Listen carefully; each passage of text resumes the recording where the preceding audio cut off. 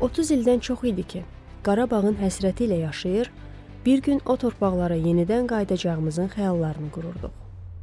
Səbr edir, hər şeyin sülh yolu ilə həll olunacağına inanırdıq.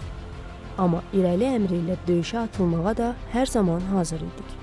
Oğullarımız Ali Baş Komandanın əmrini gözləyir, onun bir göstərişi ilə düşməni torpaqlarımızdan atmağa hazır idilər. Qarabağımızın azadlığı uğrunda vuruşaraq, adını tariximizə qızıl hərflərlə yazdıran igidlərimizdən biri də Şəhid Bayramov Məmməd Arifoğludur. Məmməd 2000-ci il noyabr ayının 23-də Xaçmaz şəhərində anadan olmuşdur.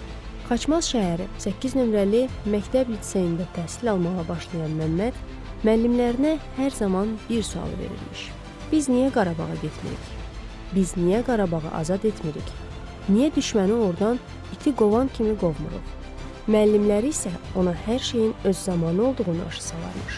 Orta məktəbi bitirdikdən sonra hərbi xidmətə yola düşən Məmməd, hərbi formanı geyindikdən sonra hərbinin sirlərini öyrənməyə başlayır.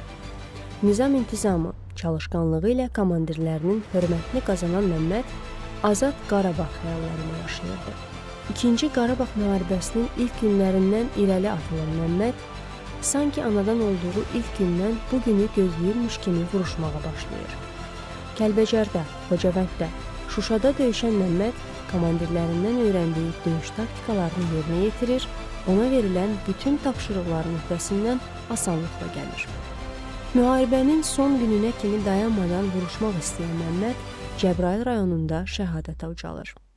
Ölümündən sonra Kəlbəcərin, Xocavəndin, Şuşanın azad olunmasına görə cəsur döyüşçü, vətən uğrunda medalları və Azərbaycan bayrağı ordeni ilə təltif edilir.